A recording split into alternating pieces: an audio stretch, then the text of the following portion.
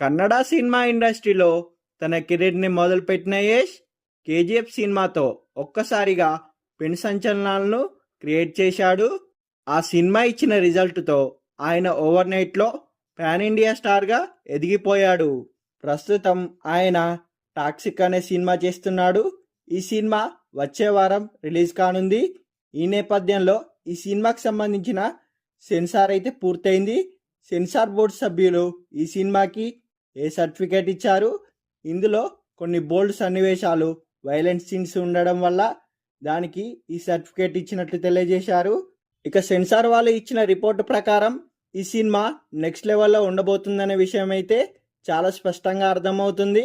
ఈ సినిమాలో యష్ చాలా అద్భుతంగా కనిపించారని చెప్తున్నారు.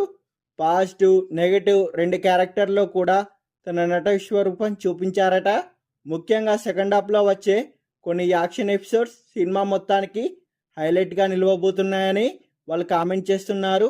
అలాగే క్లైమాక్స్లో వచ్చే ట్విస్ట్ కూడా ఈ సినిమాకి అద్భుతంగా ఉండబోతుందని బోర్డు మెంబర్స్ చెప్తున్నారు.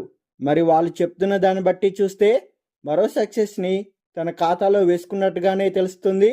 మొత్తానికైతే ఈ మూవీ యొక్క డైరెక్టర్ గీతూ మోహన్ దాస్ ఈ సినిమాని చాలా అద్భుతంగా తెరకెక్కించిందనే విషయం అయితే చాలా స్పష్టంగా తెలుస్తుంది. ఇక ఏది ఏమైనా కూడా యష్ ఈ సినిమాతో మరోసారి పెను ప్రభంజనాన్ని క్రియేట్ చేస్తూ ఇండియా వైడ్గా మరోసారి తన పేరు మారుమ్రోగిపోయేలా చేయబోతున్నాడు అంటూ సెన్సార్ బోర్డు వాళ్ళు చెబుతున్నారు.